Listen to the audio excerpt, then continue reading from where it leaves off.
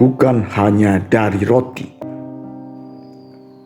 Tapi Yesus menjawab, ada tertulis, manusia hidup bukan dari roti saja, tetapi dari setiap firman yang keluar dari mulut Allah. Matius 4 ayat 4. Tuhan Yesus menjelaskan bahwa manusia hidup bukan dari roti saja, bukan dari makanan jasmani saja. Tentu makanan jasmani penting, tetapi ada yang terlebih penting, yaitu makanan rohani atau firman. Tetapi mengapa kita tidak merasa firman adalah hal yang sangat penting, sehingga kita tidak merasa kelaparan seperti layaknya kelaparan kalau kita pagi belum sarapan? Jawabannya adalah karena kita tidak mempunyai kesadaran spiritual.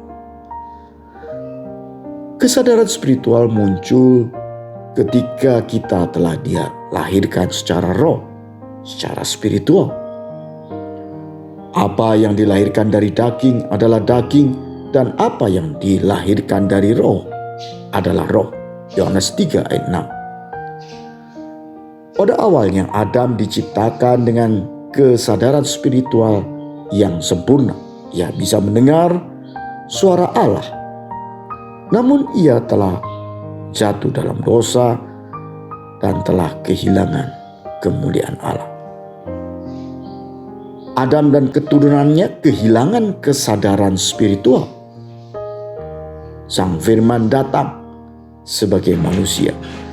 Ia ingin memulihkan kesadaran spiritual manusia.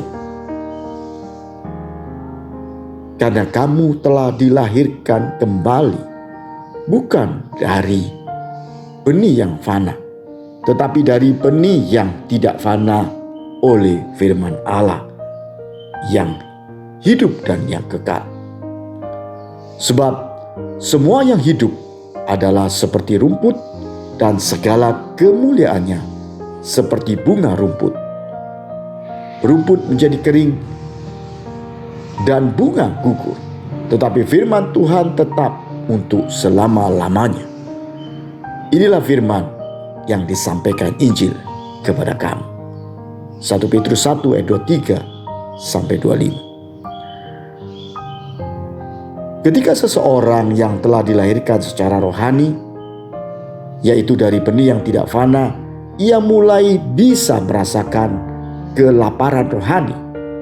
Ia membutuhkan makanan rohani setiap hari, dan semakin hari ia akan bertumbuh dan mempunyai kesadaran rohani yang lebih besar dibandingkan kesadaran jasmani.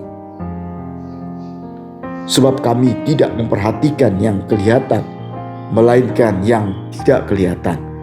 Karena yang kelihatan adalah sementara, sedangkan yang tak kelihatan adalah kekal.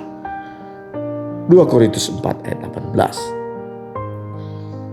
Seorang yang bertumbuh dewasa secara rohani mempunyai kepekaan yang bernilai kekal. Tindakannya semakin hari tidak berpusat pada kepentingan diri sendiri, tetapi kepentingan orang lain. Semua tindakannya semakin selaras dengan firman yang bersumber dari kekekalan.